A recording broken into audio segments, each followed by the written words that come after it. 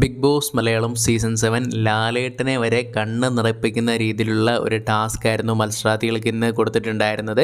Specially എടുത്ത് പറയുകയാണെങ്കിൽ, നിങ്ങൾ പുറത്തിറങ്ങുന്ന സമയത്ത് നിങ്ങൾ ഏറ്റവും അധികം തന്നെ ചേർത്ത് പിടിക്കാൻ ആഗ്രഹിക്കുന്ന വ്യക്തികൾ ആരാണ്, അല്ലെങ്കിൽ ഹൃദയത്തിൽ സൂക്ഷിക്കാൻ ആഗ്രഹിക്കുന്ന വ്യക്തികൾ ആരാണ് എന്നുള്ളതായിരുന്നു. എന്തായാലും വളരെയധികം തന്നെ വിഷമത്തിൽ പൊട്ടിക്കരയുന്ന അനുമോളെ നമുക്ക് കാണാനായിട്ട് സാധിക്കുന്നുണ്ട്. കാരണം എന്തൊക്കെ പറഞ്ഞാലും ഇവർ കഴിഞ്ഞ കുറച്ച് ദിവസങ്ങളായിട്ടാണെങ്കിലും വളരെയധികം തന്നെ അനുമോളായിട്ടും അതേപോലെ തന്നെ ആദിലായിട്ട് അങ്ങോട്ടും ഇങ്ങോട്ടും പരസ്പരം തമ്മിൽ തല്ലുന്നൊരു വക്കിലോട്ട് വരികയും വീണ്ടും ആ ഒരു സൗഹൃദം കാണുമോ ഇല്ലേ എന്നുള്ളൊരു സംശയം വരെ രണ്ടു കൂട്ടർക്കും ഉണ്ടായിരുന്നു.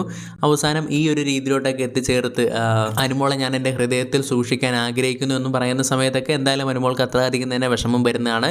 അപ്പോൾ ആ ഒരു സമയത്ത് തന്നെയാണെങ്കിലും പൊട്ടിക്കരയുന്ന അനുവിനെ നമുക്ക് കാണാനായിട്ട് സാധിക്കുന്നുണ്ട്. ഇങ്ങനെയുള്ള കാര്യങ്ങളൊക്കെ എങ്ങനെയാണ് ലാലേട്ടൻ നമ്മൾ കരയാതിരിക്കുന്നത് എന്നുള്ള രീതിയിലാണ് ചോദിക്കുന്നത്.